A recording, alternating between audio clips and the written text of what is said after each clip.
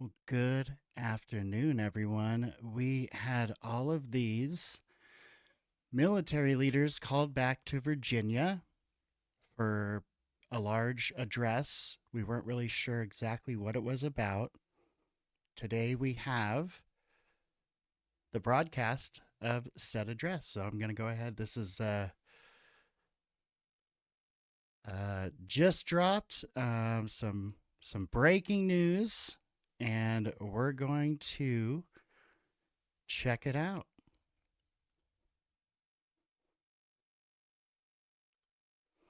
Okay, so here we go. Dates to the 4th century Rome and has been repeated ever since, including by our first commander-in-chief, George Washington, the first leader of the War Department. It captures a simple yet profound truth. To ensure peace, we must prepare for war. From this moment forward, the only mission of the newly restored Department of War is this: warfighting, preparing for war and preparing to win, unrelenting and uncompromising in that pursuit. Not because we want war, no one here wants war, but it's because we love peace.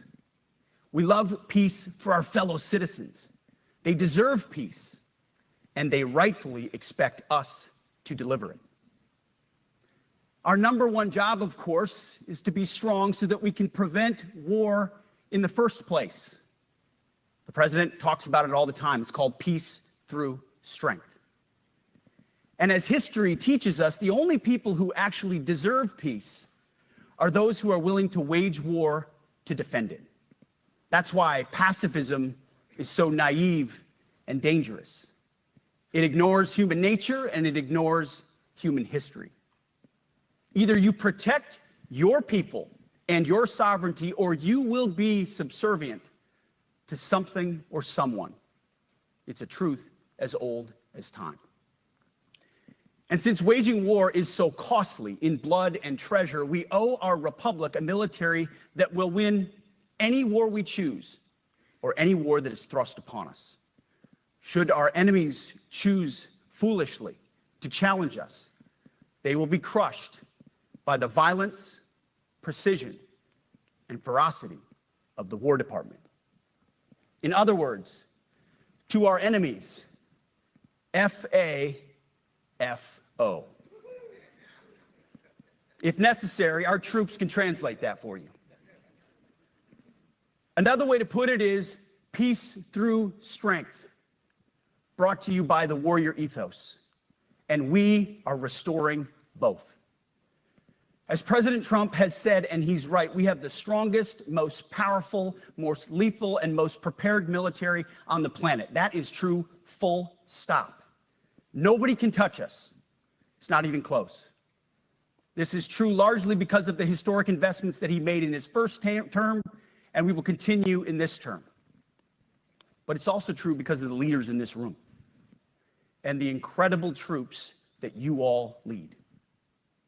But the world, and as the chairman mentioned, our enemies get a vote. You feel it, I feel it. This is a moment of urgency, mounting urgency. Enemies gather, threats grow. There is no time for games. We must be prepared. If we're going to prevent and avoid war, we must prepare now. We are the strength part of peace through strength. And either we're ready to win or we are not. You see, this urgent moment, of course, requires more troops, more munitions, more drones, more Patriots, more submarines, more B-21 bombers. It requires more innovation, more AI in everything and ahead of the curve, more cyber effects, more counter-UAS, more space, more speed. America is the strongest, but we need to get stronger and quickly.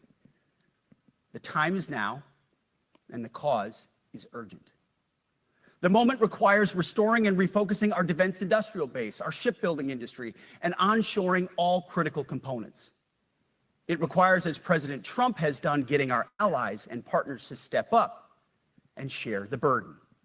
America cannot do everything. The free world requires allies with real hard power, real military leadership, and real military capabilities. The War Department is tackling and prioritizing all of these things. And I'll be giving a speech next month that'll showcase the speed, innovation, and generational acquisition reforms we are undertaking urgently. Likewise, the nature of the threats we face in our hemisphere and in deterring China is another speech for another day, coming soon. This speech today, as I drink my coffee,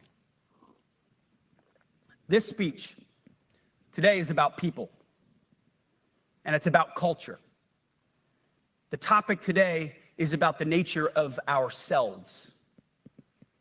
Because no plan, no program, no reform, no formation will ultimately succeed unless we have the right people and the right culture at the War Department. If I've learned one core lesson in my 8 months in this job, it's that personnel is policy. Personnel is policy. The best way to take care of troops is to give them good leaders committed to the warfighting culture of the department. Not perfect leaders, good leaders. Competent, qualified, professional, agile, aggressive, innovative, risk-taking, apolitical, faithful to their oath and to the Constitution. Eugene Sledge, in his World War II memoir, wrote, quote, "War is brutish, inglorious, and a terrible waste. Combat leaves an indelible mark on those who are forced to endure it.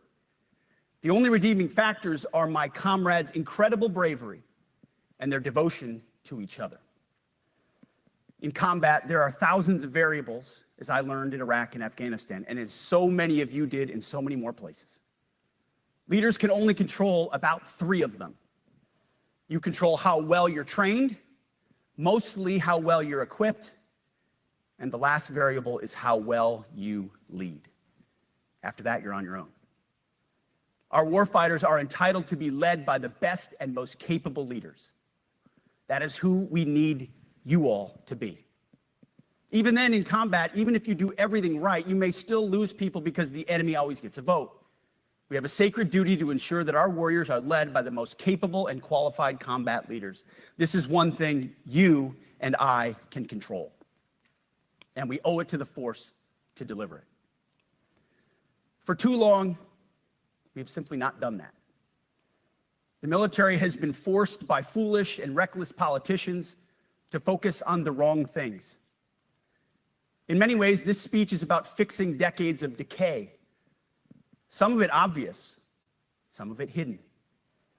Or as the chairman has put it, we are clearing out the debris, removing the distractions, clearing the way for leaders to be leaders. You might say we're ending the war on warriors. I heard someone wrote a book about that. For too long, we've promoted too many uniformed leaders for the wrong reasons, based on their race, based on gender quotas, based on historic so-called firsts. We've pretended that combat arms and non-combat arms are the same thing. We've weeded out so-called toxic leaders under the guise of double-blind psychology assessments, promoting risk-averse, go-along-to-get-along conformists instead. You name it, the department did it. Foolish and reckless political leaders set the wrong compass heading, and we lost our way. We became the woke department, but not anymore. Right now, I'm looking out at a sea of Americans who made a choice when they were young men and young women to do something most Americans will not, to serve something greater than yourselves, to fight for God and country, for freedom and the Constitution. You made a choice to serve when others did not, and I commend you. You are truly the best of America. But this does not mean, and this goes for all of us, that our path to this auditorium on this day was a straight line, or that the conditions of the formations we lead are where we want them to be. You love your country, and we love this uniform, which is why we must do better. We just have to be honest.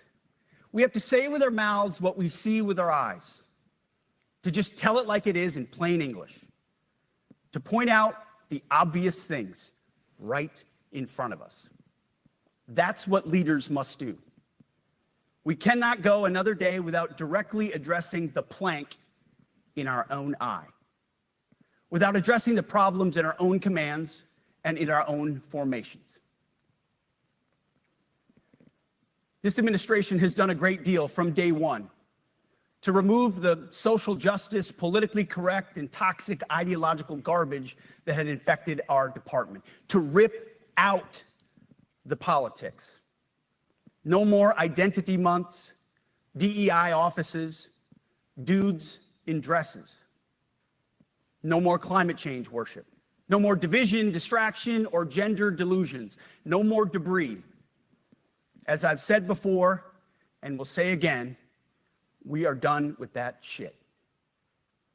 I've made it my mission to uproot the obvious distractions that made us less capable and less lethal. That said, the War Department requires the next step. Underneath the woke garbage is a deeper problem, and a more important problem that we are fixing and fixing fast. Common sense is back at the White House, so making the necessary changes is actually pretty straightforward. President Trump expects it. And the litmus test for these changes, it's pretty simple. Would I want my eldest son, who is 15 years old, eventually joining the types of formations that we are currently wielding? If in any way the answer to that is no, or even yes, but, then we're doing something wrong. Because my son is no more important than any other American citizen who dons the cloth of our nation. He is no more important than your son. All precious souls made in the image and likeness of God. Every parent deserves to know that their son or their daughter that joins our ranks is entering exactly the kind of unit that the Secretary of War would want his son to join. Think of it as the golden rule test. Jesus said, "Do unto others that which you would have done unto yourself." It's the ultimate simplifying test of truth. The new War Department golden rule is this: do unto your unit as you would have done unto your own child's unit. Would you want him serving with fat or unfit or undertrained troops? Or alongside people who can't meet basic standards? Or in a unit where standards were lowered so certain types of troops could make it in? In a unit where leaders were promoted for reasons other than merit, performance, and warfighting? The answer is not just no, it's hell no. This means at the War Department, first and foremost, we must restore a ruthless, dispassionate, and common sense standards. I don't want my son serving alongside troops who are out of shape, or in combat unit with females who can't meet the same combat arms, troops who are not fully proficient on their assigned weapons, platform, or task, or under a leader who was the first, but not the best. Standards must be uniform, gender neutral, and high. If not, they're not standards. They're just suggestions. Suggestions that get our sons and daughters killed. When it comes to combat arms units, and there are many different stripes across our joint force, the era of politically correct, overly sensitive, don't hurt anyone's feelings leadership ends right now. At every level, either you can meet the standard, either you can do the job, either you are disciplined, fit, and trained, or you are out. And that's why today, at my direction, and this is the first of 10 Department of War directives that are arriving at your commands as we speak and in your inbox. Today, at my direction, each service will ensure that every requirement for every combat MOS, for every designated combat arms position, returns to the highest male standard only. Because this job is life or death. Standards must be met.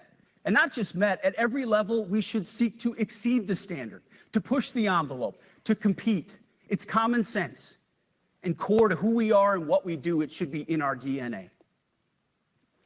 Today, at my direction, we are also adding a combat field test for combat arms units that must be executable in any environment at any time and with combat equipment. These tests, they'll look familiar. They'll resemble the Army Expert Physical Fitness Assessment or the Marine Corps Combat Fitness Test. I'm also directing that warfighters in combat jobs execute their service fitness test at a gender-neutral, age-normed male standard scored above 70%. It all starts with physical fitness and appearance. If the Secretary of War can do regular, hard PT, so can every member of our joint force. Frankly, it's tiring to look out at combat formations, or really any formation, and see fat troops. Likewise, it's completely unacceptable to see fat generals and admirals in the halls of the Pentagon and leading commands around the country and the world. It's a bad look. It is bad, and it's not who we are. So whether you're an airborne ranger or a chairborne ranger, a brand new private or a four-star general, you need to meet the height and weight standards and pass your PT test.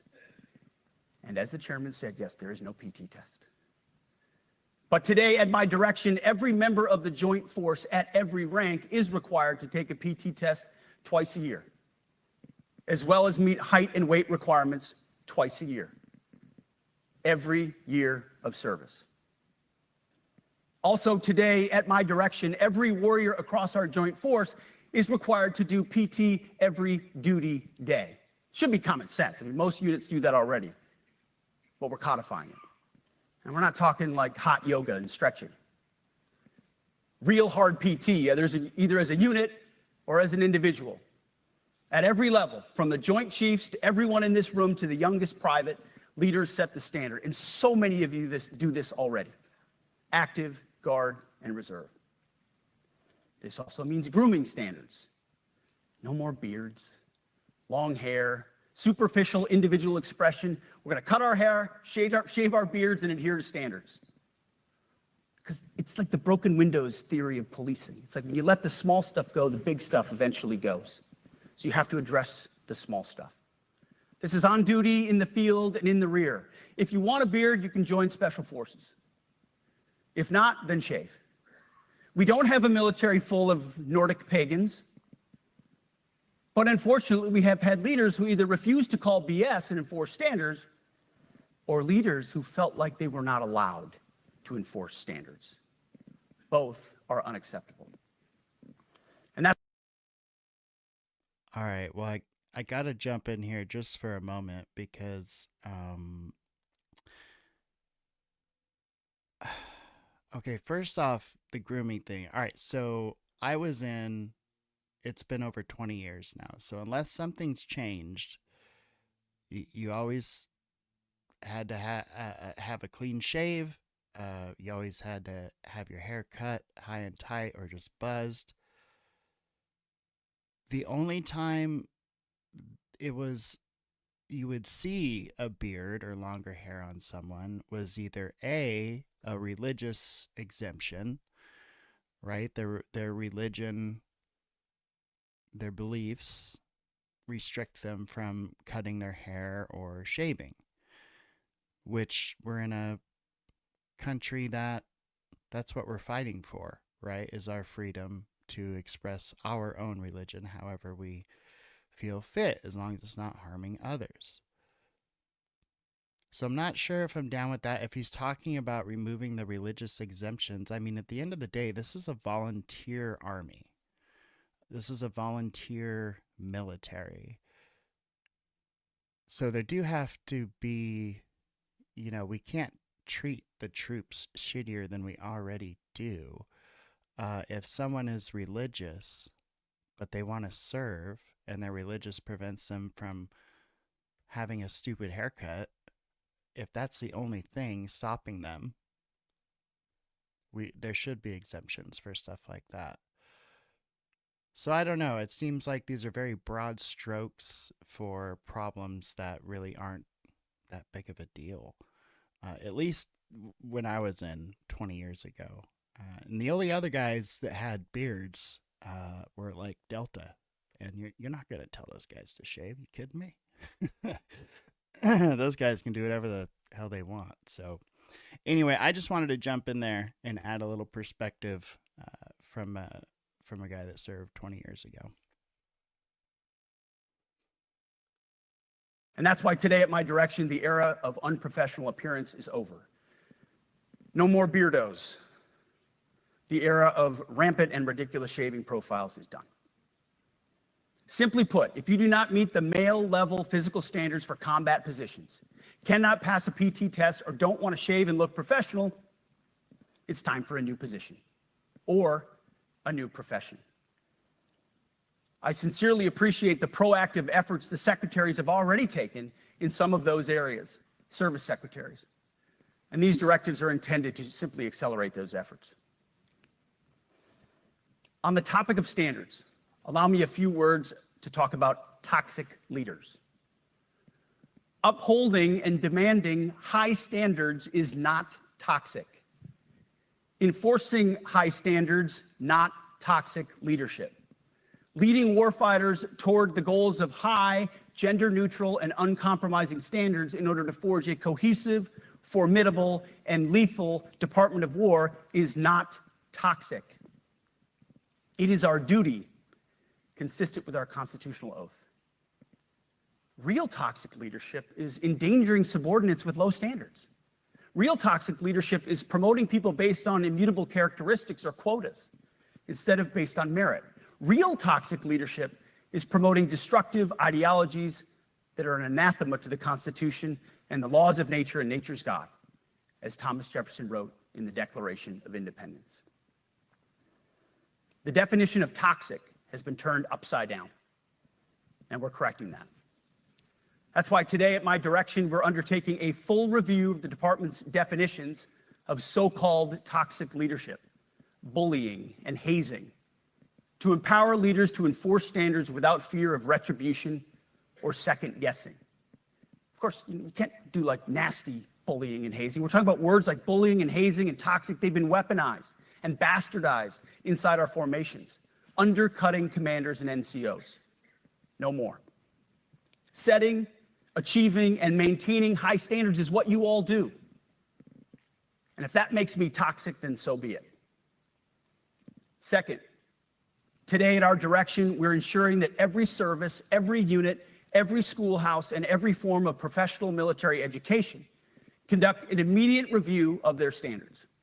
Now, we've done this in many places already, but today it goes across the entire Department of War. Any place where tried and true physical standards were altered, especially since 2015 when combat arms standards were changed to ensure females could qualify, must be returned to their original standard. Other standards have been manipulated to hit racial quotas as well, which is just as unacceptable. This too must end. Merit only. The president talks about it all the time, merit-based. Here are two basic frameworks I urge you to pursue in this process. Standards I call, my staff's heard all about them, the 1990 test and the E6 test. The 1990s test is simple. What were the military standards in 1990? And if they have changed, tell me why. Was it a necessary change based on the evolving landscape of combat? Or was the change due to a softening, weakening, or gender-based pursuit of other priorities? 1990s seems to be as good a place to start as any. And the E6 test. Ask yourself, does what you're doing make the leadership, accountability, and lethality efforts of an E6, or frankly an O3, does it make it easier or more complicated? Does the change empower staff sergeants, petty officers, and tech sergeants to get back to basics? The answer should be a resounding yes. The E6 test, or O3 test, clarifies a lot, and it clarifies quickly. Because war does not care if you're a man or a woman. Neither does the enemy. Nor does the weight of your rucksack, the size of an artillery round, or the body weight of a casualty on the battlefield who must be carried. This, and I want to be very clear about this, this is not about preventing women from serving.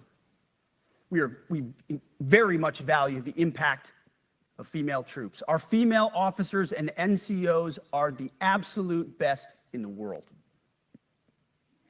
But when it comes to any job that requires physical power to perform in combat, those physical standards must be high and gender neutral. If women can make it, excellent. If not, it is what it is. If that means no women qualify for some combat jobs, so be it. That is not the intent, but it could be the result, so be it. It will also mean that weak men won't qualify because we're not playing games. This is combat. This is life or death. As we all know, this is you versus an enemy hell-bent on killing you. To be an effective, lethal fighting force, you must trust that the warrior alongside you in battle is capable, truly physically capable of doing what is necessary under fire. You know this is the only standard you would want for your kids and for your grandkids. Apply the War Department Golden Rule, the 1990 test, and the E6 test, and it's really hard to go wrong. Third, we are attacking and ending the walking on eggshells and zero defect command culture. A risk-averse culture means officers execute not to lose instead of to win. A risk-averse culture means NCOs are not empowered to enforce standards. Commanders and NCOs don't take necessary risks or make tough adjustments for fear of rocking the boat or making mistakes. A blemish-free record is what peacetime leaders covet the most, which is the worst of all incentives. We, as senior leaders, need to end the poisonous culture of risk aversion and empower our NCOs at all levels to enforce standards. Truth be told, for the most part, we don't need new standards. We just need to reestablish a culture where enforcing standards is possible. And that's why today, at my direction, I'm issuing new policies that will overhaul the IG, EO, and MEO processes. I call it the No More Walking on Eggshells policy. We are liberating commanders and NCOs. We are liberating you. We are overhauling an inspector general process, the IG, that has been weaponized, putting complainers, ideologues, and poor performers in the driver's seat. We're doing the same with the equal opportunity and military equal opportunity policies, the EO and MEO at our department. No more frivolous complaints, no more anonymous complaints, no more repeat complainants, no more smearing reputations, no more endless waiting, no more legal limbo, no more sidetracking careers, no more walking on eggshells. Of course, being a racist has been illegal in our formation since 1948. The same goes for sexual harassment. Both are wrong and illegal. Those kinds of infractions will be ruthlessly enforced.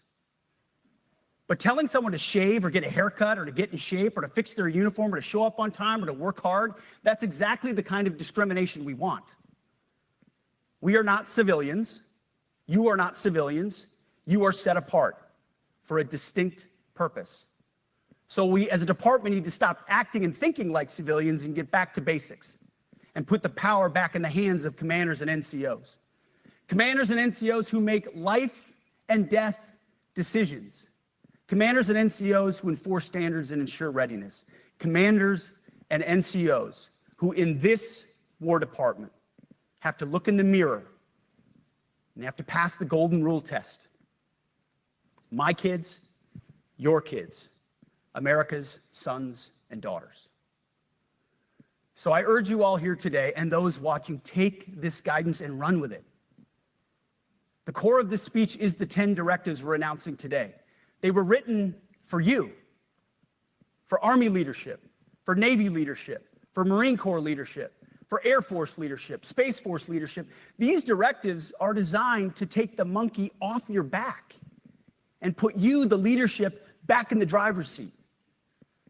Move out with urgency because we have your back. I have your back.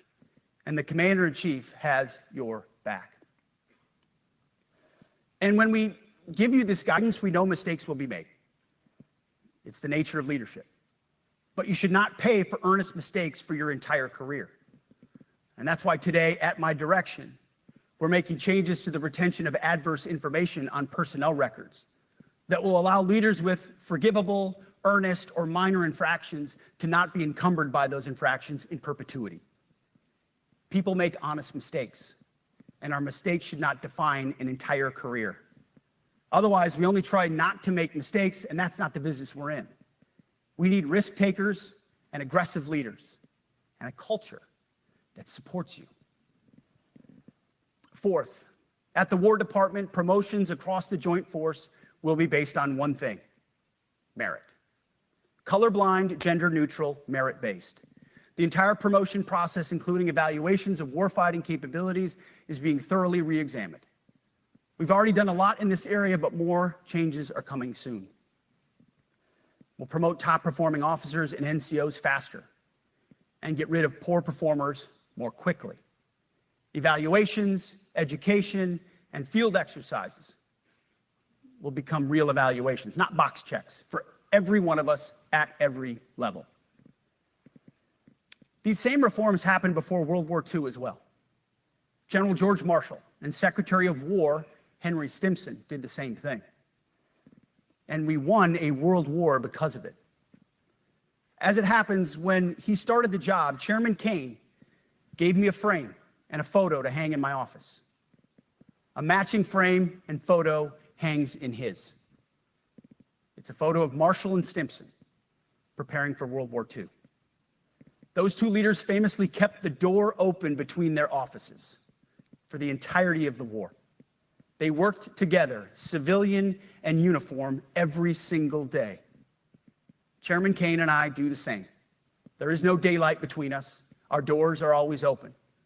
Our job together is to ensure our military is led by the very best, ready to answer the nation's call.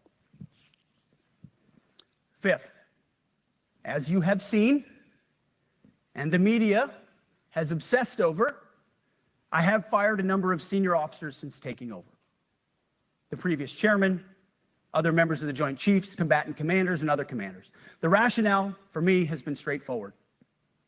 It's nearly impossible to change a culture with the same people who helped create or even benefited from that culture, even if that culture was created by a previous president and previous secretary. My approach has been simple.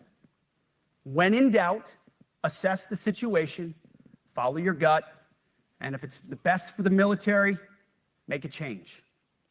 We all serve at the pleasure of the president every single day. But in many ways, it's not their fault. It's not your fault. As foolish and reckless as the woke department was, those officers were following elected political leadership. Okay, well, one thing that bothers me a little bit there is that the president is the commander-in-chief. And when you're in the military, you follow orders as long as those orders aren't illegal. But you're serving to protect the Constitution of the United States of America. You're not serving at the pleasure of the President of the United States. That's a temporary job. The Constitution is permanent, just like the military that protects it is. So, kind of a obviously political take. He's, a politician, so that's how he's going to look at it. But I think I could confidently say that's a kind of a crock of shit. An entire generation of generals and admirals were told that they must parrot the insane fallacy that, quote, our diversity is our strength. Of course, we know our unity is our strength. They had to put out dizzying DEI and LGBTQI+ statements.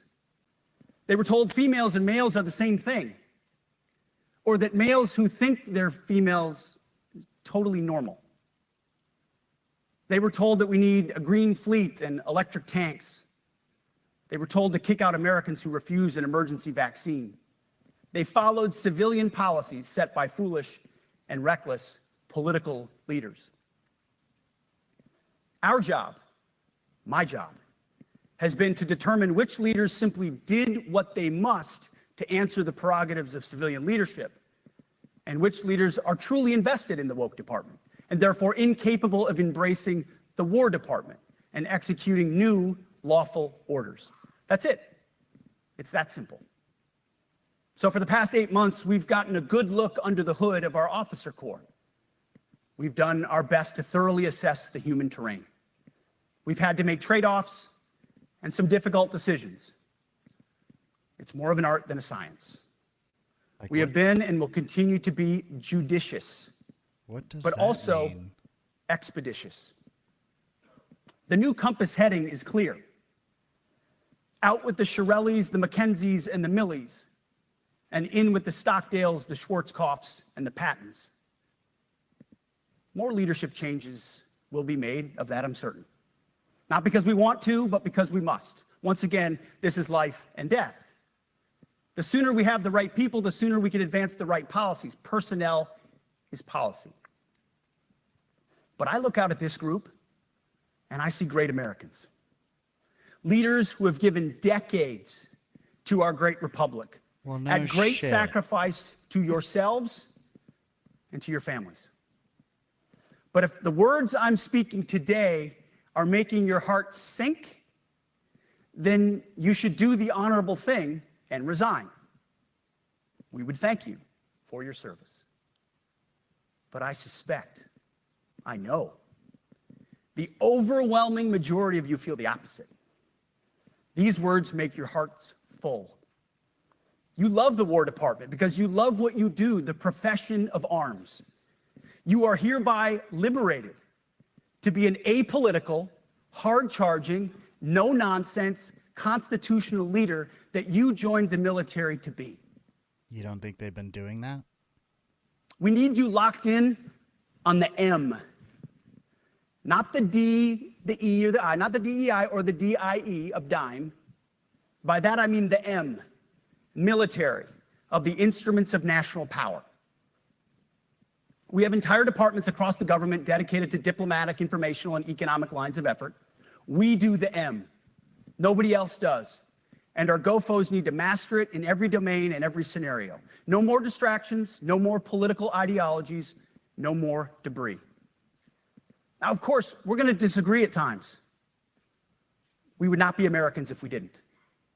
Being a leader in a large organization like ours means having frank conversations and differences of opinion. You will win some arguments, and you will lose some arguments. But when civilian leaders issue lawful orders, we execute. We are professionals in the profession of arms. Our entire constitutional system is predicated upon this understanding. Now, it seems like a small thing, but it's not. This includes as well the behavior of our troops online. To that end, I want to thank and recognize the services for their new proactive social media policies. Use them. Anonymous, online, or keyboard complaining is not worthy of a warrior. It's cowardice masquerading as conscience. Anonymous, unit-level social media pages that trash commanders, demoralize troops, and undermine unit cohesion must not be tolerated. Again, O3s, E6s. Wait, you can't anonymously talk shit about your commander online? What the fuck? I mean, are we fighting for freedom or what?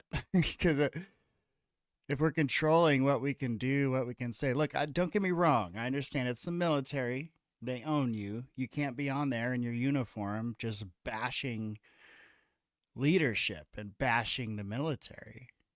But to say you can't even go on there anonymously and complain a little bit, that could lead to some kind of UCMJ action or trouble for your military career, or even end your military career, I think is a little over the top, but that's just my opinion. Sixth, we must train and we must maintain. Any moment that we are not training on our mission or maintaining our equipment is a moment we are less prepared for preventing or winning the next war. That is why today, at my direction, we are drastically reducing the ridiculous amount of mandatory training that individuals and units must execute. We've already ended the most egregious. Now we're giving you back real time. Less PowerPoint briefings and fewer online courses, more time in the motor pool, and more time on the range. Our job is to make sure you have the money, equipment, weapons, and parts to train and maintain, and then you take it from there. You all know this because it's common sense. The tougher and the higher the standards in our units, the higher the retention rates in those units.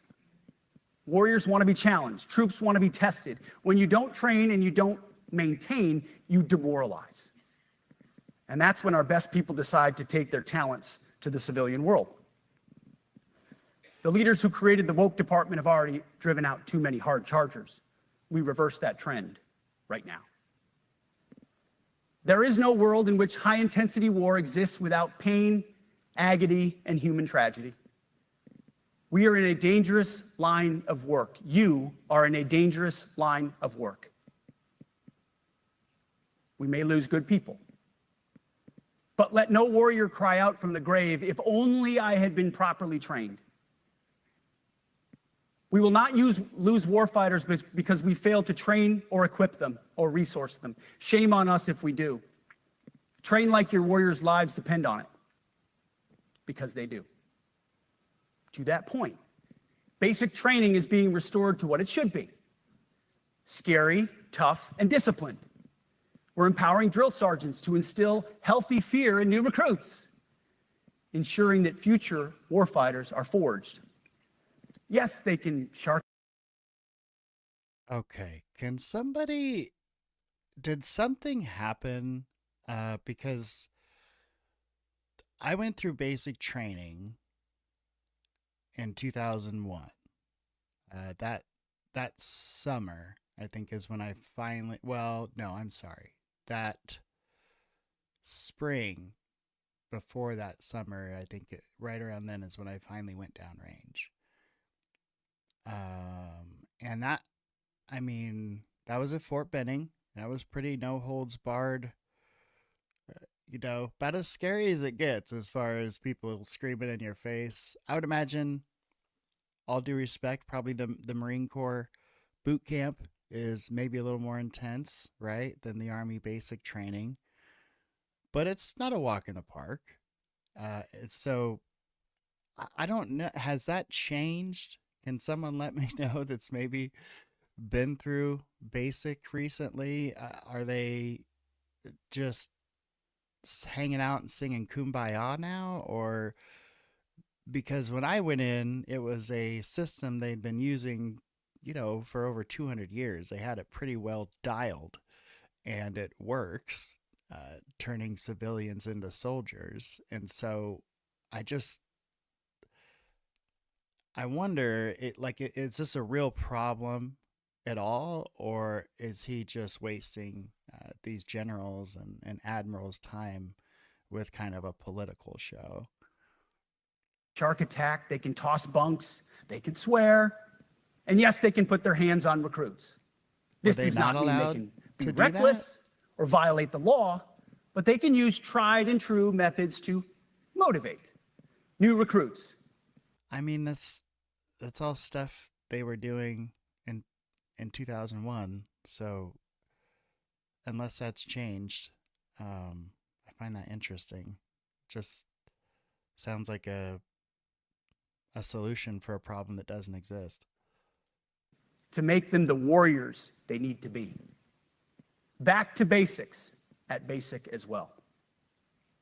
Of course, and you know this, basic training is not where mission readiness should end. The nature of the evolving threat environment demands that everyone in every job must be ready to join the fight if needed. A core credo of the Marine Corps is every Marine a rifleman. It means that everyone, regardless of MOS, is proficient enough to engage an enemy threat at sea, in the air, or in a so-called rear area. We need to ensure that every member of our uniformed military maintains baseline proficiency in basic combat skills, especially because the next war, like the last, will likely not have a rear area. Finally, as President Trump rightly pointed out when he changed the department name, the United States has not won a major theater war since the name was changed to the Department of Defense in 1947. One conflict stands out in stark contrast. Oh my gosh, where's my LOL emoji? The Gulf War. Why? Well, there's a number of reasons, but it was a limited mission with overwhelming force and a clear end state.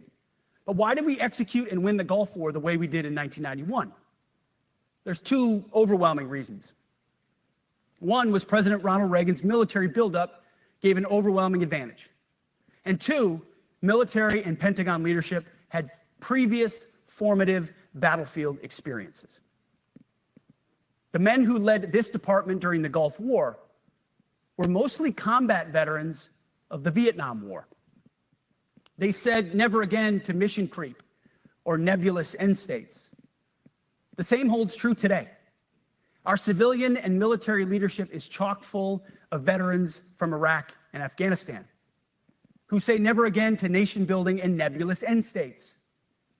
This clear-eyed view, all the way in the White House, combined with President Trump's military buildup, postures us for future victories if, and we will, and when we embrace the War Department. And we must. We are preparing every day. We have to be prepared for war, not for defense. We're training warriors, not defenders. We fight wars to win, not to defend. Defense is something you do all the time. It's inherently reactionary and can lead to overuse, overreach, and mission creep. War is something you do sparingly, on our own terms, and with clear aims. We fight to win. We unleash overwhelming and punishing violence on the enemy. We also don't fight with stupid rules of engagement. We untie the hands of our warfighters to intimidate, demoralize, hunt, and kill the enemies of our country. No more politically correct and overbearing rules of engagement. Just common sense, maximum lethality, and authority for warfighters. That's all I ever wanted as a platoon leader. And it's all my E6 squad leaders ever wanted, back to that E6 rule. We let our leaders fight their formations, and then we have their back. It's very simple, yet incredibly powerful. Okay. Now, this is why I had that quote up for a good chunk of this, because this, as an ex-soldier, scares the shit out of me. Because what you're saying is, if I'm understanding this correctly, the rules of engagement have changed. If you're a soldier on the front lines, the rules of engagement are everything, because the rules of engagement can be the difference between you getting a medal and you getting locked up. That's how important those rules are. Because if you engage what you believe to be an enemy without proper authority and proper process and procedure, and it ends up not being an enemy, that's a problem. And they're not going to take accountability for that. They're going to put that on the soldier that did it. It's his problem now. They're going to put him in jail, in prison, just like the soldiers at Abu Ghraib. Not a lot of officers got in trouble for that. It was all the soldiers. That's how that works. That's how the rules of engagement work. So this is important. When you say something like, rules of engagement are now going to be made at this level, that's a game changer and could be very dangerous. And yeah, flak. That's Great point. Um, Maybe they just don't want any rules anymore. Maybe they just want to be able to do what the fuck they want to be able to do. They change it from Department of Defense to the Department of War.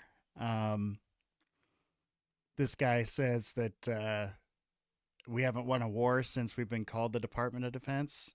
And that, you really think that's why? Because we're called the Department of Defense. So it sounds like this kind of political statement movement they're trying to make to say, hey, we're big bad America. We're the aggressors when it comes to military. We're not getting soft. We're strong. We're tough. Rah, rah, rah. We shoot to kill. We're going to be in great shape, so on and so forth. But this is all stuff when you're in the service, you're getting that every day. It's not like this speech is going to inspire a whole bunch of people. Unless I'm just totally out of touch. Like I said, it's been 20 years since I was in. But these are the kinds of speeches I remember when I was in that, you know, we kind of roll our eyes at. Let's let him continue here.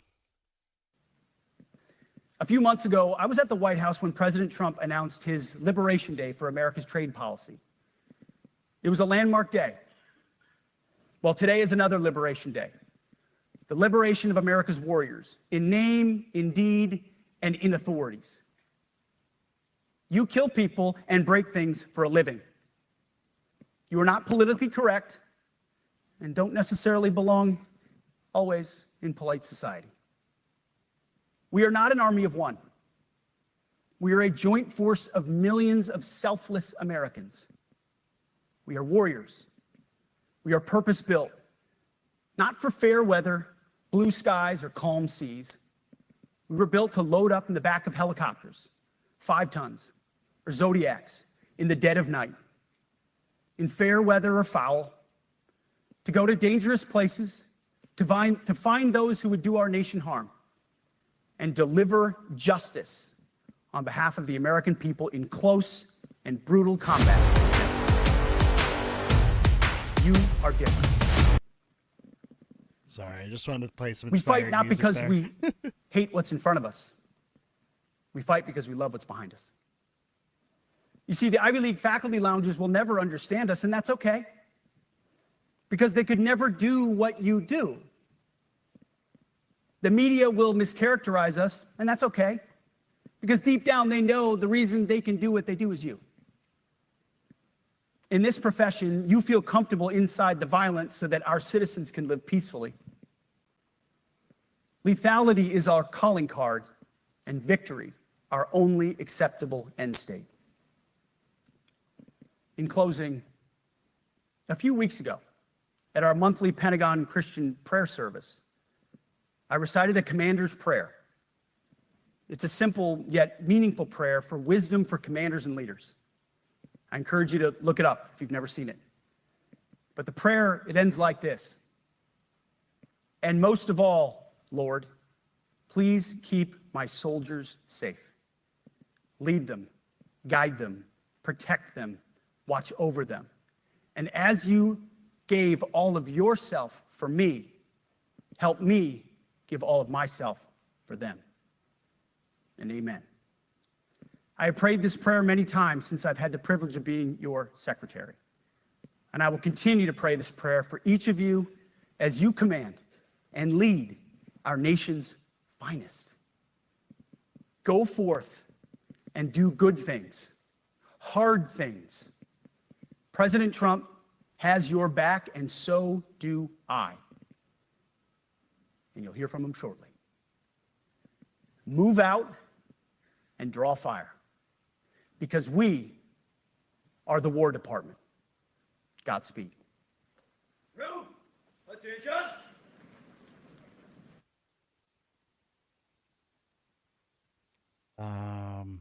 Okay.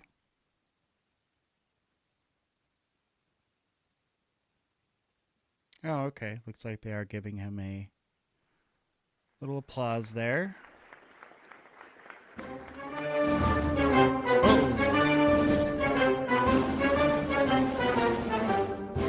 Turn that down a little bit. Okay, so Hegseth stuff. Pretty interesting. It sounds like, let me turn this down just a little bit more here. It sounds like he wants to run the military from Starship Troopers to me. I don't know if y'all remember that. But Starship Troopers, the one where they're just like, yeah, we don't talk, we just kill. we don't we don't negotiate, we just wipe it out. That's how we survive. Oh, thank you, Flack. I appreciate it, buddy. It was a long time ago. And yeah, but thank you. I appreciate it. So we're gonna be, these tough guys, no more DEI stuff, no more I guess he's claiming basic training has gotten soft over the years. I don't know. I mean 20 years ago when I was in it was not fun. Anjali, tell me how you really feel though, Anjali. Because I feel like you're kind of sugarcoating it there. But yeah, interesting. I don't hate any of these guys. Any of these political leaders. I think they're all basically the same person. You just like insert different head kind of a thing. Clearly a politically motivated speech. They had all these leaders come in from all over the world, uh, and their assistants. These are all very high level people, and they're bringing them in from all around the world to Virginia for this speech. And that was the speech so far that was delivered. And I believe Trump's going to come up here pretty soon. But yeah, very, very weird vibe. Um, yeah, right, Flack is it sounds like the bug must be destroyed. The only good bug is a dead bug, right? That's totally what the vibe that I got. Like, um, but I don't know. Like, I don't. It's just funny. Like, I feel like the military didn't need this speech. Our military's pretty badass. If y'all didn't notice, like, we have the ability to like topple countries in a couple days. We can do some pretty crazy stuff with our military, and the men and women that serve in our military, in our volunteer military service.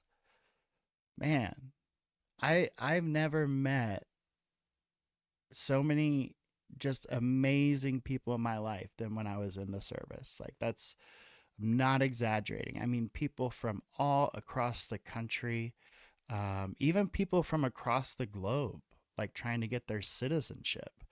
Um, Hearing all those different perspectives and backstories and cultures, and it really gave me a taste of America and why we are so great. What makes us great, I think, is just this big diversity that we have of all these different cultures and kind of melting pot. And it's important that we protect that. So I'm all for our military being strong. I just don't know so far that this isn't a meeting that you couldn't have just, I don't know, done on Zoom or something. I mean, I wonder how much money was spent to get all these generals, all these admirals, all their assistants and high level officials there. I'm guessing it was a pretty penny to spend for this speech. Okay, so we're waiting on Trump. So we're a little bit behind the live, so I can fast forward this just a fuzz here. Let's see. This is the other thing about the military. If you haven't served, y'all, you do a lot of this. You do so much of this. So much of hurry up and wait. Get there, get there, get there, get there. Okay, wait. Let's see. Boy, and they really are making these guys wait. All right. What do we got here? So now it's the main event. The main event. Here we go. I have the privilege every single day of watching him put America. Oh, he's doing the Trump introduction ensuring too. that Wow. our warfighters have everything they need. His compass is Multifaceted, clear. delivering speeches, doing We introductions. know he has our back. I was thinking backstage, the man I mean, who was every the president. commander-in-chief when the Okay. War Department was created was George Washington. The man who was president when the War Department was reestablished is President Trump. And when he found out about this gathering of senior leaders, he said, I would be honored to come. Also, I think it wasn't George Washington, correct me if I'm wrong, but George Washington didn't think we should have a standing army. He thought if you have a standing army, they're gonna want to go. They're gonna want to go to war because you got this army just sitting there, trained up to fight, a bunch of weapons. They're gonna want to work. That's just what they're gonna do. Washington thought we should have local militias to protect us in case of invasion, something like that. But boy, the world sure has changed, and our military sure does stay busy. To come in order to address and thank the incredible Americans who defend our nation. He has a heart full of gratitude and love for what you do, and we get a chance to see it every day. And I'm honored that this morning you all firsthand get to see it as well. So ladies and gentlemen, join me in welcoming the 45th and 47th President of the United States, our Commander-in-Chief, Donald J. Trump.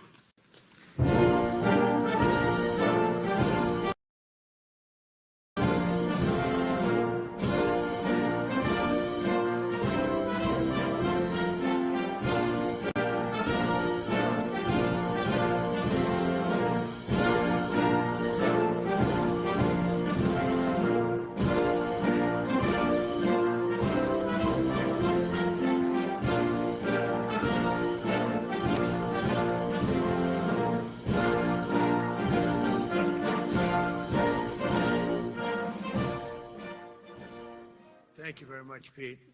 Great job you're doing, too. Fantastic job. I've never walked into a room so silent before. This is very... Oh, don't laugh. Don't laugh. You're not allowed to do that. You know what? Just have a good time. And if you want to applaud, you applaud. And if you want to do anything you want, you can do anything you want. And if you don't like what I'm saying, you can leave the room. Of course, there goes your rank. There goes your future. But you just feel nice and loose, okay? Because we're all on the same team. And I was told that, sir, you won't hear a murmur in the room. I said, we had to loosen these guys up a little bit. So you just have a good time. But I want to thank Secretary Hegseth and General Kane, General Raisin Kane for a reason, they call him that. When I heard his name, I said, you're the guy I'm looking for. The Joint Chiefs of Staff and so many others in this room who together represent the greatest and most elite fighting force in the history of the world, the United States military. We're very proud of our military. I rebuilt the military during my first term. It's one of the greatest achievements. We had the greatest economy in history, and I built the military. Those are the two things I say more than anything else. And I also kept us safe at the borders. We had very good borders. We didn't have people coming in from jails and prisons and everything like took place over the last 4 years. I'll never forget what happened to this country over the last 4 years with the incompetence. There could be no higher honor than to serve as your commander-in-chief. It is a great honor. I look at you, just incredible people. Central casting, I might add. To each and every one of you, I thank you for your unwavering devotion to the armed forces and to the country that we've all sworn a sacred oath to defend. We all have that oath, every one of us. I'm thrilled to be here this morning to address the senior leadership of what is once again known around the world as the Department of War. I know Pete spoke about it. He gave a great speech, I thought. Great speech. I don't want him to get so good. I hate that. You know? No, I hate it.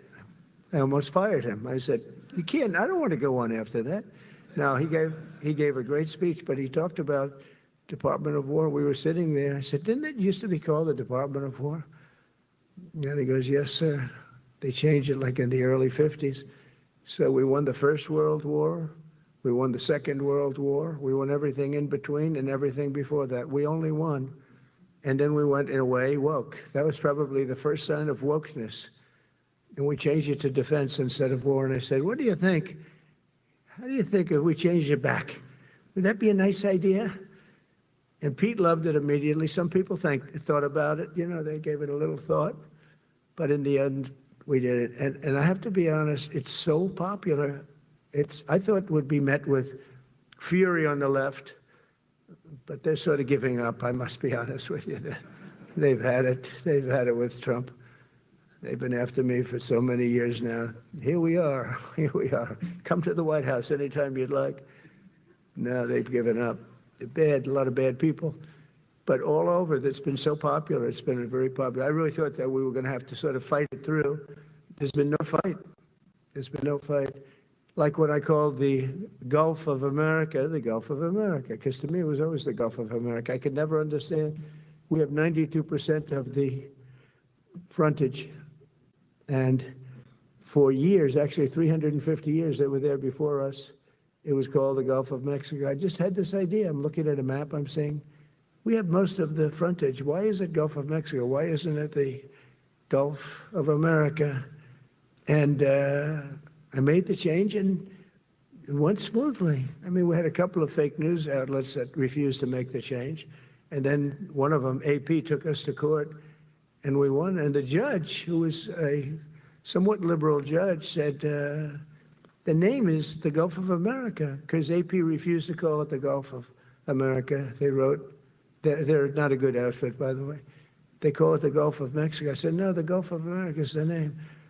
And the judge actually said that, in fact, you can't even go into the room because what you're doing is not appropriate. The name is the Gulf of America. Google Maps changed the name. Everybody did, but AP wouldn't. And then we won in court. How about that? Isn't that so cool? The Secretary Hegseth beautifully described the name change reflects far more than the shift in branding. It's really a historic reassertion of our purpose and our identity and our pride. That's when we go with the word war. And you know, we want war because we want to have no wars, but you have to be there, and you know, sometimes you have to do it. I have settled so many wars since we're here almost 9 months, and I've settled 7, and yesterday we might have settled the biggest of them all, although I don't know, Pakistan, India was very big. Both nuclear powers, I settled that. But yesterday could be the settlement in the Middle East that hasn't happened for 3,000 years. I said, how long have you been fighting? 3,000 years, sir. That's a long time. But we got it, I think, settled. We'll see. Hamas has to agree. And if they don't, it's going to be very tough on them, but it is what it is. But all of the Arab nations, Muslim nations have agreed. Israel has agreed. It's an amazing thing. It just came together. War is very strange, you know, you never know what's going to Now that is pretty exciting if that deal comes together. They've kind of pinned Hamas in a corner where most of the countries on both sides are kind of like saying, hey, let's do this deal. And they're putting Hamas in a position where they're going to look like pretty shitty if they say no, and they're going to lose probably what little support that they have left. So if anything, it's a little hopeful in a region that's just been terrible lately.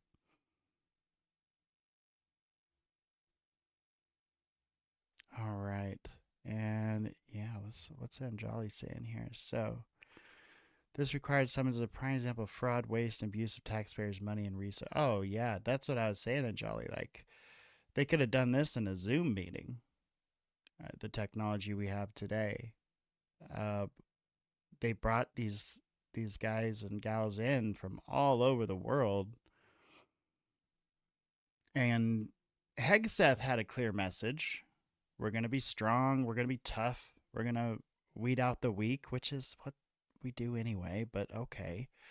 We're going to do more of it, I guess. We're going to be, the Department of War. We're going to be we're going to be gangster now, I guess. But it looks like Trump is just kind of riffing. So was it necessary to bring these people in, put them all in the same spot? Not to mention the security risk, right? Let alone the cost. You have all these leaders in one place at one time. It should be for something important, you would think. So it looks like so far it's just politics as usual, nothing really crazy. Let's see if we get any big breaking news, any policy news or anything from Trump here. Going to happen with war.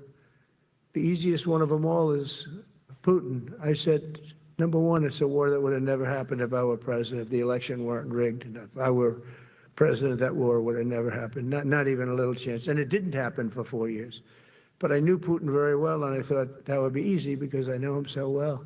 Well, that one turned out to be the hardest of them all. We had some that were not settlable, and they all got settled.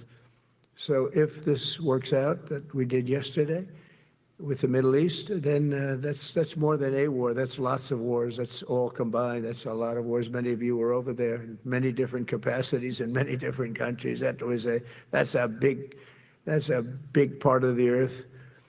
But if that works out, it would be 8+. How could I give myself 2 or 3 for that one? And then we just have the one to settle, and we have to settle it up with President Putin and Zelensky. Got to get them together and get it done. But the only way we can do that is through strength. I mean, if we were weak, they wouldn't even take my phone call. But been hearing that one for a while. while. We have extreme strength. We had the horror show in Afghanistan, which is really the reason I think that Putin went in. He saw that horror show by Biden and his team of incompetent people. And that showed, I think it gave him a path in. I wasn't there any longer. I watched that, and it was so horrible. I think it was the most embarrassing day in the history of our country. And now we're back. And that's it. We're not going to have any of that crap happen, I can tell you. That was terrible, so terrible. Together we're reawakening the warrior spirit, and this is a spirit that won and built this nation, and from the cavalry that tamed the Great Plains to the ferocious, unyielding power of Patton Bradley and the great General Douglas MacArthur. These are all great men. In this effort, we're a team, and so my message to you is very simple. I am with you, I support you, and as president, I have your backs 100%. You'll never see me even waver a little bit. It's the way it is. And that includes our great police officers and firemen and all of these people that are doing so well. Together over the next few years, we're going to make our military stronger, tougher, faster, fiercer, and more powerful than it has ever been before. I rebuilt our nuclear, as you probably know, but we'll upgrade that also and just hope we never have to use it. We have to hope we never have to use it because the power of that is so incredible. I see things I don't think they'd show it to you. I really wouldn't want them to show it to you. But when you see the result of what's left, you never want to use that. Never, never, ever. We were a little bit threatened by Russia recently, and I sent a submarine, nuclear submarine, the most lethal weapon ever made. Number one, you can't detect it. There's no way. We're 25 years ahead of Russia and China in submarines. Russia's actually second in submarines. China's third, but they're coming up. They're coming up. They're way lower in nuclear. They're coming up. They're way lower in nuclear too, but in 5 years they'll be equal. They're coming up. And you don't have to be that good with it. That works for. I mentioned the word nuclear. I moved a submarine or two, I won't say about the two, over to the coast of Russia, just to be careful, because we can't let people throw around that word. Okay. I call it the N word. There are 2 N words, and you can't use either of them. You can't use either of them. And frankly, If it does get to use, we have more than anybody else.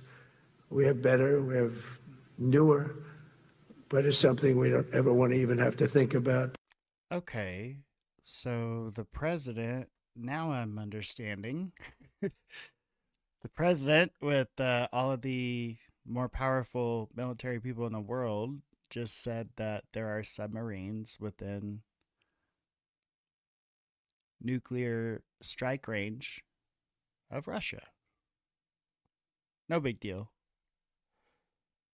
But that's definitely a message and a shot across the bow.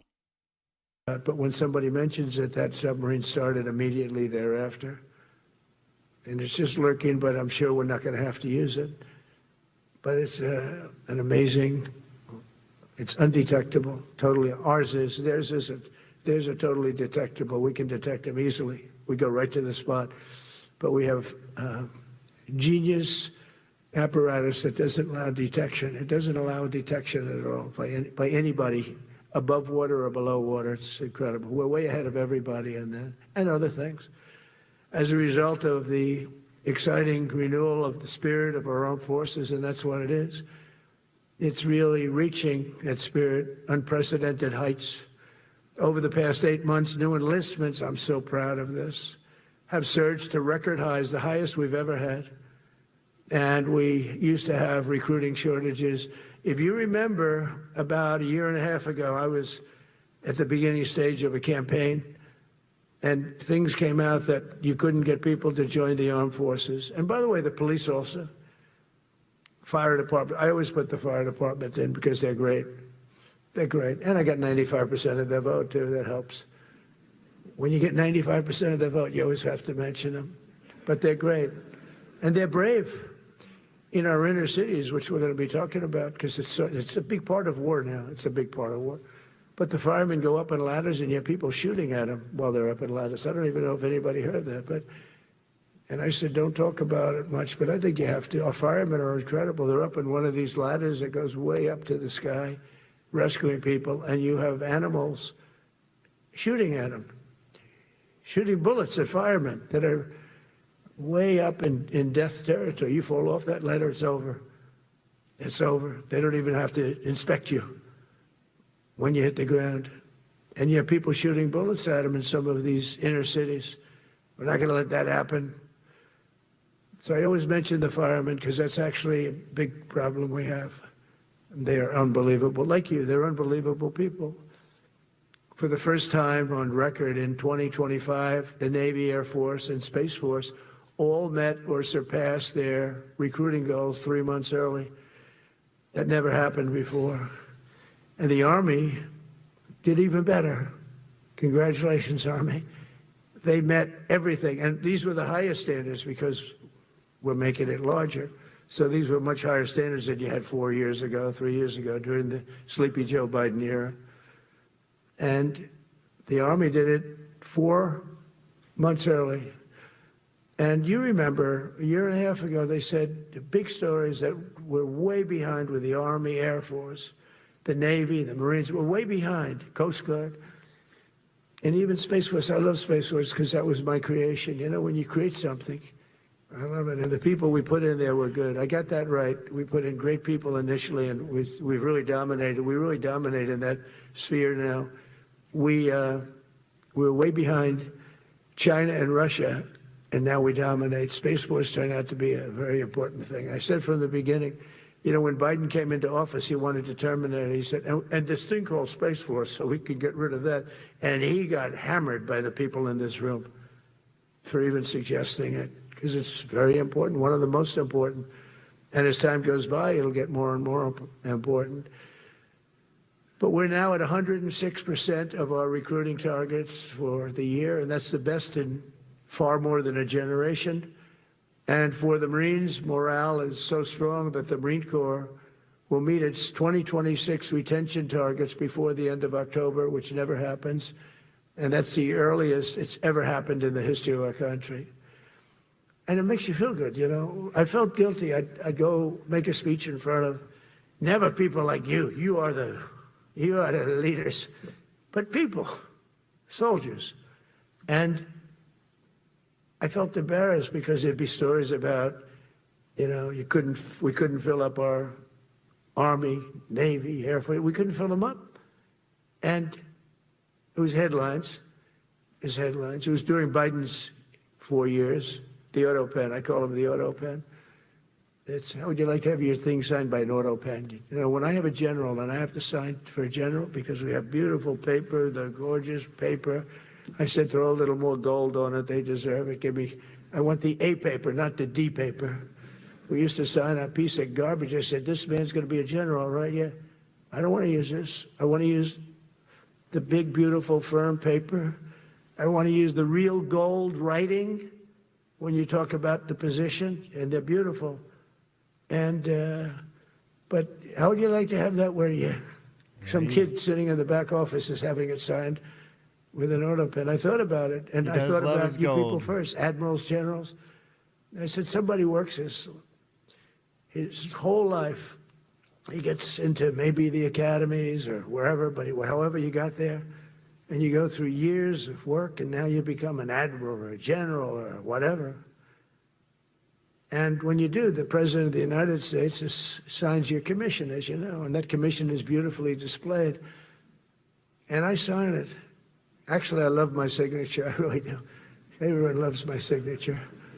But I signed it very proudly, and I always think to myself, how can you have an auto pen sign this? It's just so disrespectful. To me, it's just totally disrespectful. And it turned out that almost everything he did was signed by auto pen, except for when he gave his son, Hunter, pardon. He signed that one. And that's actually the worst signature I've ever seen. That was the bad. The auto pen looks much better. But as leaders, our commitment to every patriot who put on the uniform is to ensure that American military remains the most lethal and dominant on the planet, not merely for a few years, but for the decades, be so strong that no nation will dare challenge us, so powerful that no enemy will dare threaten us, and so capable that no adversary can even think about beating us. And we've had it recently. I had India and Pakistan were going at it, and I called them both.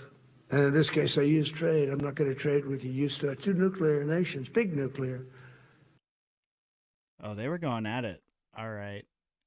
You want to watch some entertaining video? Watch the Pakistan Indian dance off at the border. Those are pretty entertaining. No, you cannot do that. I said, yes, I can. You go into this freaking war that I'm hearing about. Actually, they just shot down 7 planes. 7 planes, it was starting. There's a lot of bad blood. And I said, you do this, there's not going to be any trade. And I stopped the war. It was raging for 4 days, but that was just the beginning. And we stopped it. It was a great thing. And the Prime Minister of Pakistan was here, along with the Field Marshal, who's a very important guy in Pakistan, and he was here 3 days ago. And I didn't even realize it as beautiful as he said it, but he said that to a group of people that were with us, 2 generals, but a group, he said, this man saved millions of lives because he saved the war from going on, and that war was going to get very bad, very, very bad. President Trump saved millions and millions of lives. That was a bad war. And I was very honored. I loved the way he said it. Susie Wiles was there. She said that was the most beautiful thing. But we saved a lot of them. Saved a lot of them. Even in Africa, we saved the Congo with Rwanda. They've been fighting for 31 years, 10 million people dead. I got that one done. And very proud of it. So if this works out, we'll have 8 in 8 months. That's pretty good. Nobody's ever done that. Will you get the Nobel Prize? Absolutely not. They'll give it to some guy that didn't do a damn thing. They'll give it to a guy that wrote a book about the mind of Donald Trump and what it took to solve the wars. And he'll get the Nobel Prize will go to a writer. No, but well, let's see what happens. But it's be a big insult to our country. I will tell you that. I don't want it. I want the country to get it. It should get it because there's Right. never been anything like it. Think of it. So if this happens, I think it will. I don't say that lightly because I know more about deals than anybody. This is what my whole life was based on. And they can change, and this can certainly change. But we have just about everybody. We have one signature that we need, and that signature will pay in hell if they don't sign. I hope they sign for their own good and we create something really great. But to have done 8 of them is just like such an honor. And then we have Putin and Zelensky, the easiest one of them all. I said, that one I'll get done. I thought that was going to be first. The others are much harder, some of them. Azerbaijan this was going on for 36 years. They said, it's not solvable, so don't do it. I said, I will do it. I will do it. And I got on the phone with the 2 countries. They were great. They were great. I knew immediately. I knew as soon as I started talking to them, we're going to solve that war. We did. Now they're so happy. Now they're friends. One said he's been president for 32 years, 22 years. He said, for 22 years, I did nothing but kill his people. They were in the room together at the Oval Office. And they started off spread like this. They have the beautiful Resolute desk. And one was here, and one was here. You couldn't get further away. That's the furthest I've ever seen 2 people in front of me. And as the hour went by, they got closer, closer, closer. And at the end of the hour, we had it done. And they hugged and hugged and hugged. And I said, that's so nice. And you're going to remain friends. And I spoke to them, one of them the other day. He said, no, he's now my friend. But for 22 years, he's been the head of Azerbaijan for 22 years. And the other guy, great guy too, 7. And that war, that was a war that was not solvable. He said for 7 years. The other one said for 22 years. All I did was kill his people. That's all I've done. I said, well, we're going to put a stop to that. So we solved that. So it's a great thing. It's a great feeling. You're saving Kosovo and Serbia. You're saving so many lives doing this if you can do it. But our people deserve nothing less than the very best. And we're never going to let them down.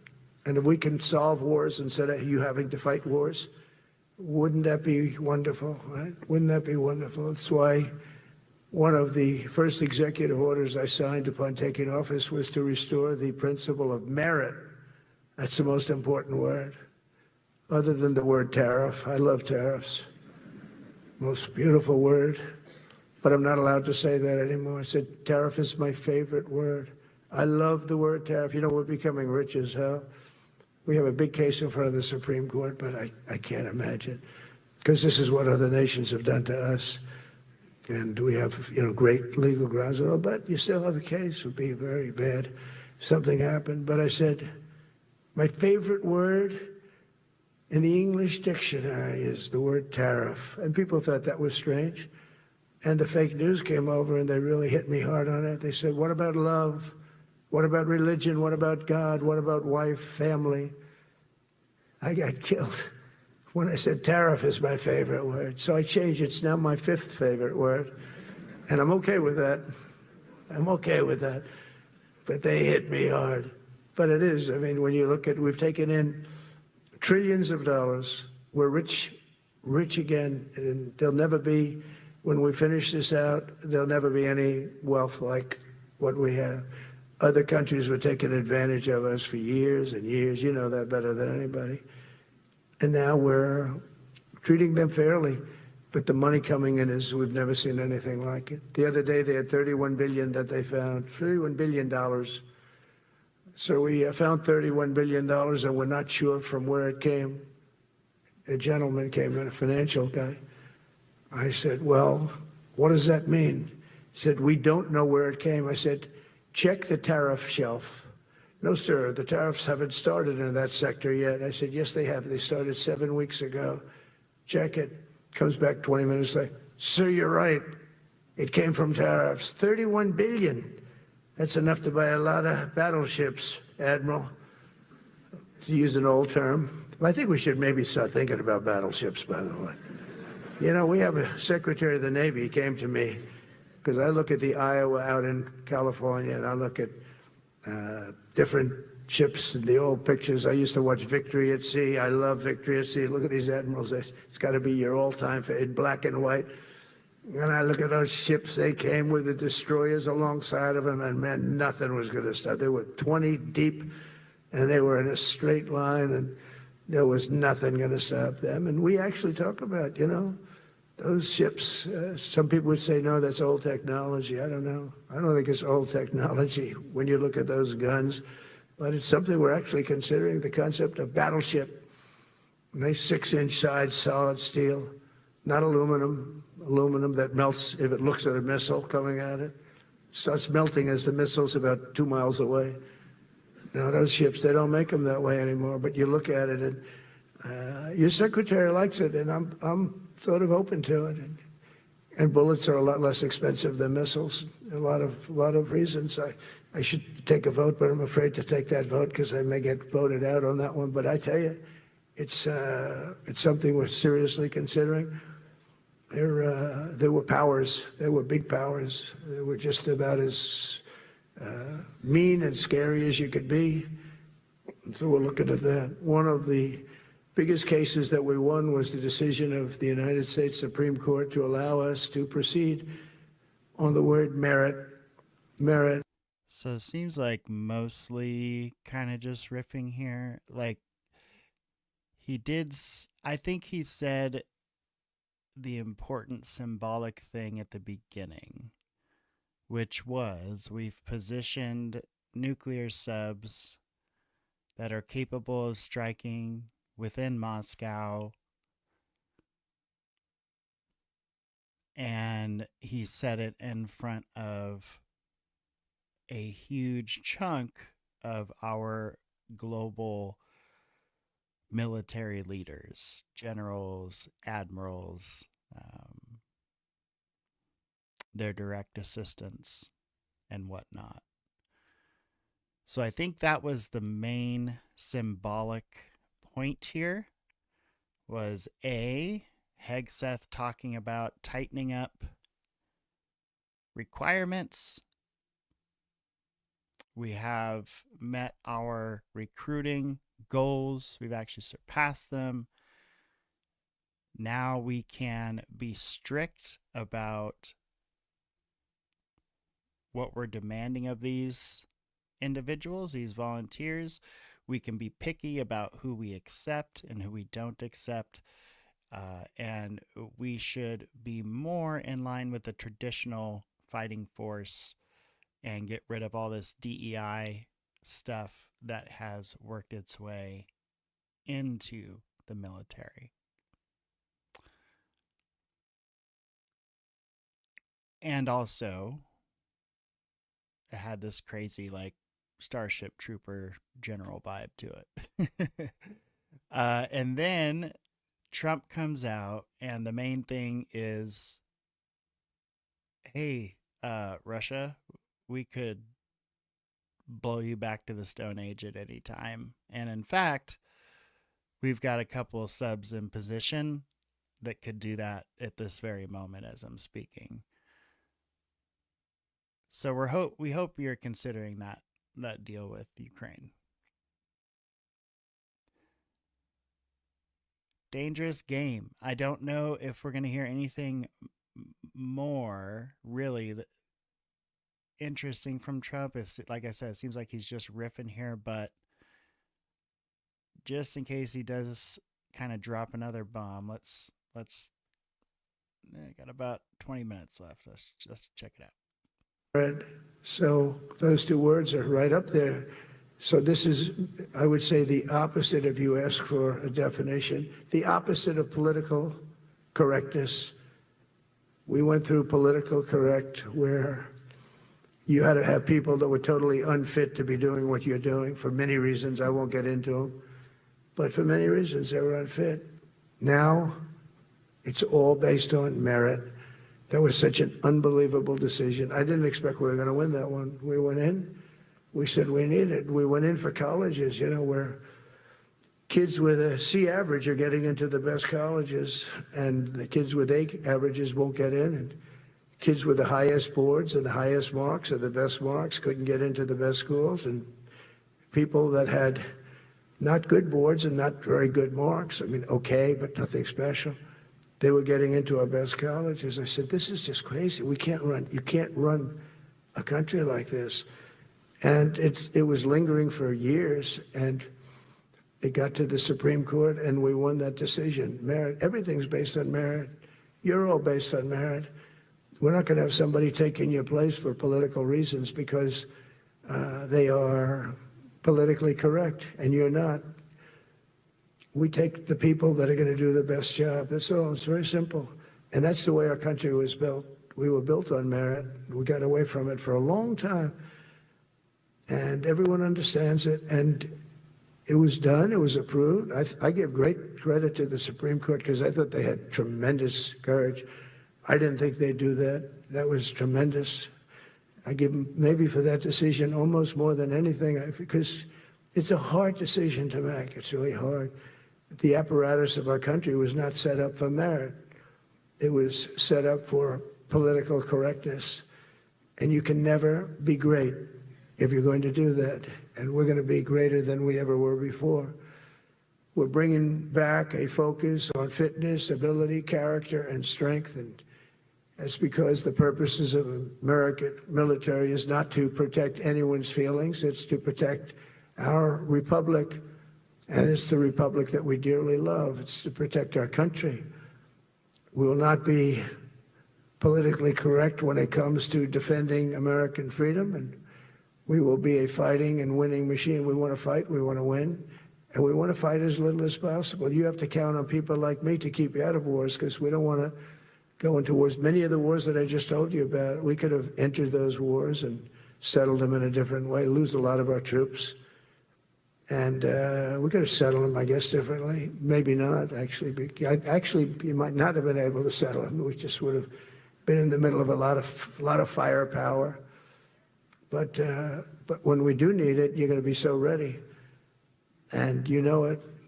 But very importantly, with that goal in mind, I've committed to spending over $1 trillion on our military in 2026, and that's the most in the history of our country. $1 trillion, that's a lot of money. I hope you like that. Ma'ams and sirs, I hope you like it. That's a hell of a lot of money. We have the best of everything. Every branch is seeing major investments, and as I announced in the Oval Office in March, we are rapidly moving forward with the first ever 6th generation fighter jet. I didn't name it. I did not name it. Boeing came in and they said, sir, this is our submittal.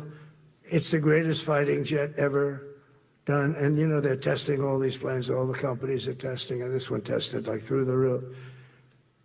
And they said, we'd like to name it the F-47. I said, all right, let me think about it. Then after thinking for about 2 seconds, I said, okay.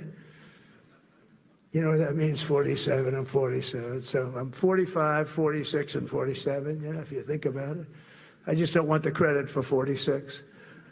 I don't want to have their open borders and people coming in from all over the world, including jails and mental institutes. I don't want that on my record, but I like having it.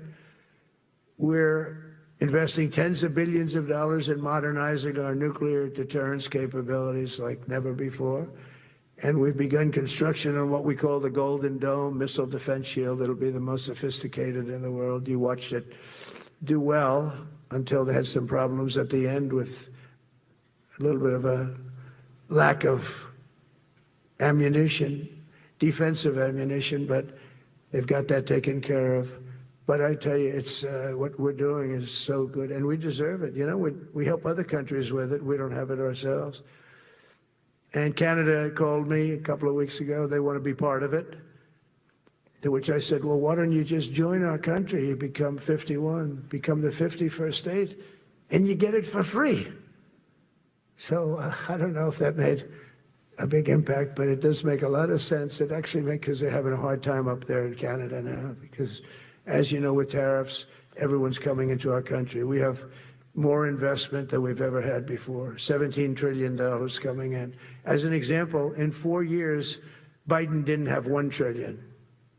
We have $17 trillion more than that in 8 months coming in. And they're coming in from Canada, Mexico, from Europe, from all over. AI, auto plants. Everybody's coming back to the United States. Under my budget, we will be expanding the U.S. Navy by at least 19 ships next year, including submarines, destroyers, assault ships, and more. And it's going to be much more than that as we go along, because we basically don't build ships anymore. We do build submarines, but we don't build ships. Do you know in the Second World War, they were freighters and different types, but we were doing a ship a day, and now we don't do ships. And I'm not a fan of some of the ships you do. I'm a very aesthetic person, and I don't like some of the ships you're doing aesthetically. They say, oh, it's stealth. I said, that's not stealth. An ugly ship is not necessary in order to... Okay. So it looks like in addition to what he was talking about, mostly just kind of riffing there, right? So the big news is it sounds like they're getting a lot more money to the military.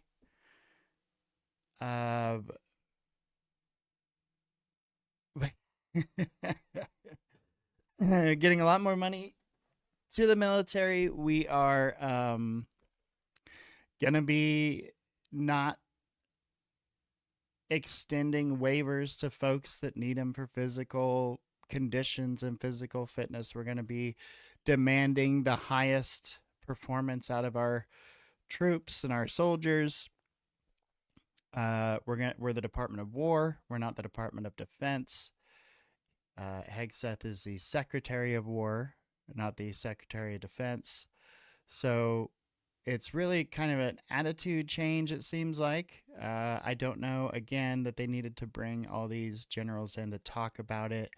Really, the craziest thing was just Trump mentioning the subs within striking range of Moscow. He mentioned the India-Pakistan thing, which is actually, I don't know. I mean, things heated up between India and Pakistan, but I think it's like pretty clear that neither India nor Pakistan want to have a war, even when things get heated up. And I also found this rather funny. I'm not going to even try to explain it. This is at the Indian-Pakistan border. Apparently, this is something that happens quite a bit. And this is what it looks like when tensions are heated up.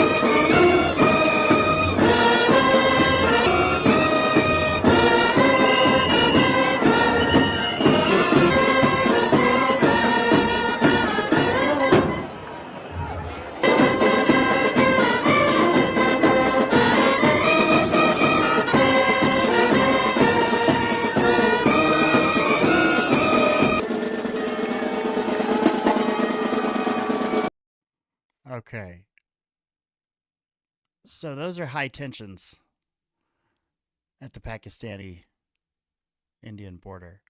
And I don't know what to say about that other than I think it's pretty clear they they don't want to go to war with each other. They may hate each other, they may despise each other, but war I think is probably the last thing that those two countries want between themselves. Okay, so we had Trump mention a few things and a few interesting potential peace deals. So I'm going to share, this is from CBS Morning News, kind of covering the potential deal. So let's check this out. Just a few minutes here. President Trump has secured Israeli Prime Minister Benjamin Netanyahu's backing for a U.S. proposed Middle East peace deal.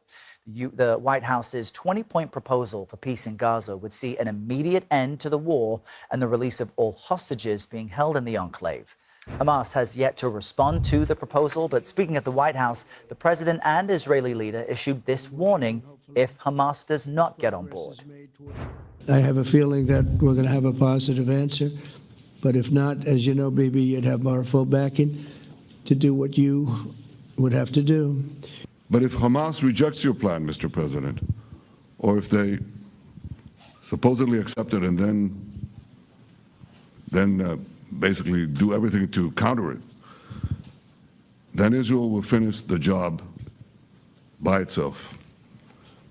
This can be done the easy way, or it can be done the hard way. Let's jump now to CBS News foreign correspondent Remi Inocencio, who is in London. Remi, good morning. So what more do we know about this 20-point plan and exactly how it might work if Hamas were to agree to it? Right, Errol, and good morning to you. And in fact, we've got some breaking news here. CBS News has learned that Hamas and other Palestinian factions are now leaning toward accepting President Trump's 20-point peace plan.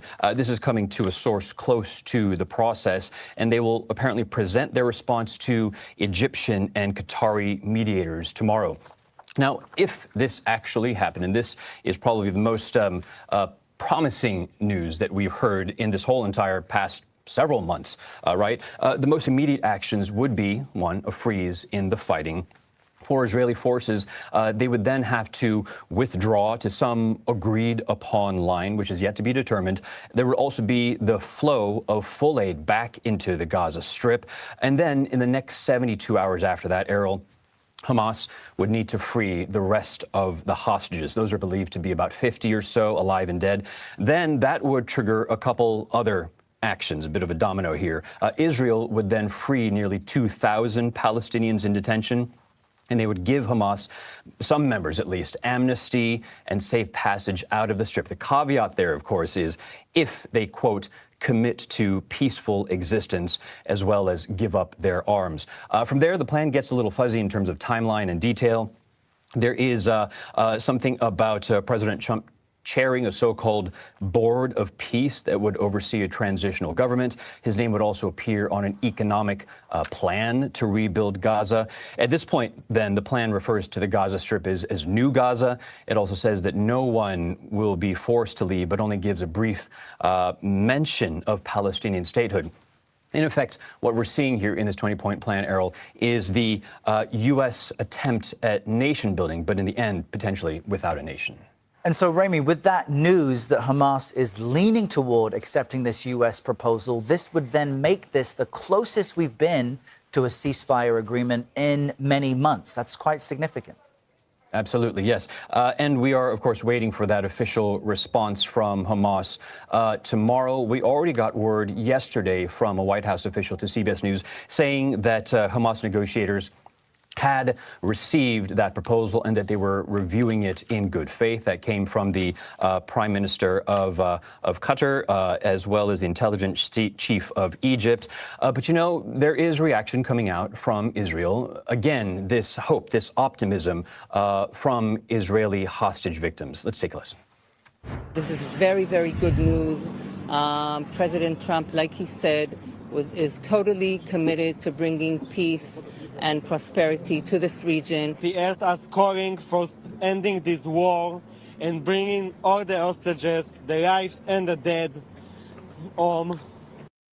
World. There's cautious but apparently broad support for this plan from Egypt, from Jordan, from Saudi Arabia, from Turkey. In addition, around the world, India, China, Russia, Germany, all weighing in, welcoming this plan. There is a faction, though, that is against it. Israel's far-right ministers, in particular the finance minister, saying this is a resounding diplomatic failure. There's so much hope that peace can come to the region. We'll watch this closely. Interesting. So basically Hamas is kind of in a position where they're gonna have to play ball, like, or they're gonna get they're gonna get leveled, because what few allies they thought they had left over there, if those allies are signing off on, you know, working with Israel to broker this deal, then they're going to have to sign on, or they're going to get crushed, because they're going to have no allies left. So they've really been put in a position where they've got to play ball here. And I just hope it ends the bombing and the attacks. I mean, it is just awful what's going on over there. It's a full-on, I mean, they are just wiping out an entire civilization of people, and it's crazy to see, especially coming from, you know, where they're coming from, their background and their history. So I hope it works. I hope it brings peace to the region. I mean, probably the only way you're going to get Hamas out of there is through amnesty. Otherwise, they're just going to fight tooth and nail and cause as much destruction as they can. So you might not like the Hamas amnesty thing, but it might be mandatory to get the deal done. Okay, Russia and Ukraine, we've got a couple updates here. Some attacks on some oil refineries in Russia. This just broke today. Let's take a look. Well-known Z patriot Maxim Kalashnikov acknowledged that the war against Ukraine is becoming destructive for Russia, primarily in economic terms. He made this important statement on his blog. The war is aimed at the complete destruction and crushing of the Russian Federation. First and foremost, of course, is the economic aspect. Since the decline in oil revenues against the backdrop of low oil prices is a blow like a steel beam below the belt. The war is seriously aimed at our defeat, and it doesn't necessarily require the Ukrainian armed forces to create a large cauldron for us or reach Moscow. Defeat can be achieved by inflicting economic collapse in one's rear. This has happened before in world history, he stated. According to him, Ukrainian drone and missile strikes on Russian oil refineries and gas pumping stations indicate that Kiev is waging a large-scale and targeted campaign. Approximately 17% of oil refining capacity has been disabled, and the fuel crisis is growing. Voices are growing louder that we'll have to switch to rationing fuel consumption using coupons. Kalashnikov noted. Military observer and IDF officer Yigal Levin agreed with his assessment. He said Ukraine's attacks on pipelines and refineries represent a deliberate strategy. This is a systematic campaign with a specific goal of destroying Russia economically, Levin emphasized. He recalled that history has examples of defeats without the fall of the capital. It's hard to disagree with Kalashnikov. To lose, you don't necessarily have to have your capital captured.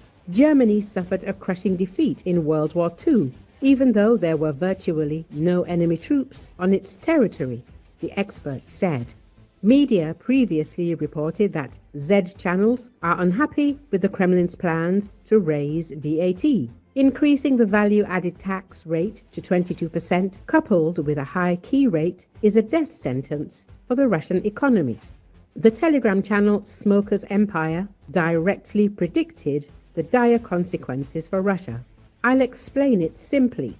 If the ruble remains pegged at 80% and the rate at 16 to 17%, but VAT rises from 20 to 22%, the economy will begin to smell like a graveyard for objective reasons, because the conditions will be incompatible with life. The channel also warns that due to a combination of factors, declining oil and gas revenues, unscheduled plant shutdowns, and localized accidents, most companies will run out of reserves by the end of the year. A municipal official also unexpectedly voiced harsh criticism. Tomsk Duma deputy Speaker Andrei Petrov predicted that the Kremlin's VAT fraud would destroy small businesses, calling the initiative cannibalistic. They want to increase the VAT rate to 22%. This is a tax included in the price of most goods, which is paid by literally all citizens, including even the poorest, the regime spokesman wrote.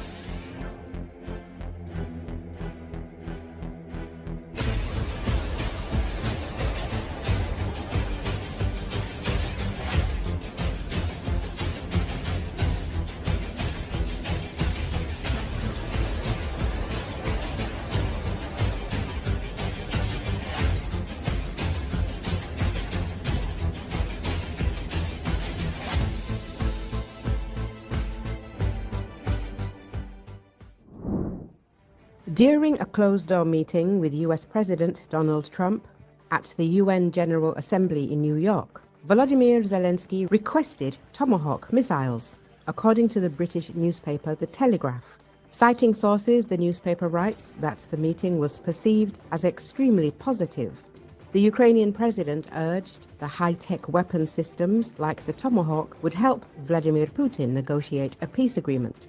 After the meeting, during a conversation with reporters, Volodymyr Zelensky said Trump agreed to his request for a long-range cruise missile that would put Moscow within striking distance of Kiev. However, there is no confirmation yet that the US will agree to transfer Tomahawk missiles to Ukraine. The newspaper notes that with a range of over 2,400 kilometers and a warhead weighing 450 kilograms, these cruise missiles are far more effective than any similar long-range weapons provided to Ukraine by Western allies. As reported during US President Donald Trump's second term, the terms of American arms supplies to Ukraine initiated by his predecessor. Okay. So what I'm hearing, we've gathered all our military leaders to tell them we're the Department of War now. And also, we have submarines within striking distance of Moscow. And also, we're selling missiles to Ukraine that could strike within Russia. So, interesting. Let's check out, this is a newer article that just dropped today about Russia apparently having to draft. So as much as we hear about they're winning the war, that slow and steady, they're doing what Russians do. they're having a draft again. So we know they've gone through a lot of their conscribes, their jail, excuse me, their jail militias and whatnot, and now we're full on draft mode apparently. So let's take a listen to this. Russian President Vladimir Putin has launched the biggest autumn conscription drive since 2016. In the latest draft, Putin has ordered 135,000 men to volunteer for compulsory military service. This is part of Russia's autumn conscription drive. Russia holds 2 conscription drives each year, spring and autumn. Under these drives, men aged between 18 to 30 required to serve for 12 months. Typically, more men are drafted in the spring when students finish school or university. Earlier this year, the spring 2025 intake reached 160,000, the highest in more than a decade. The Kremlin says this year's autumn draft is not related to the war in Ukraine. Officially, conscripts are supposed to remain at military bases inside Russia. But Kyiv claims to have captured conscripts on the front line, and Putin himself admitted some were mistakenly sent into combat in 2022. Beyond conscription, Russia has relied heavily on contract soldiers, lured by high salaries and large sign-up bonuses. Putin has ordered the military to expand to 1.5 million active personnel by the year 2026. Meanwhile, a new bill passed in the State Duma could see year-round conscription starting to be introduced as early as next year.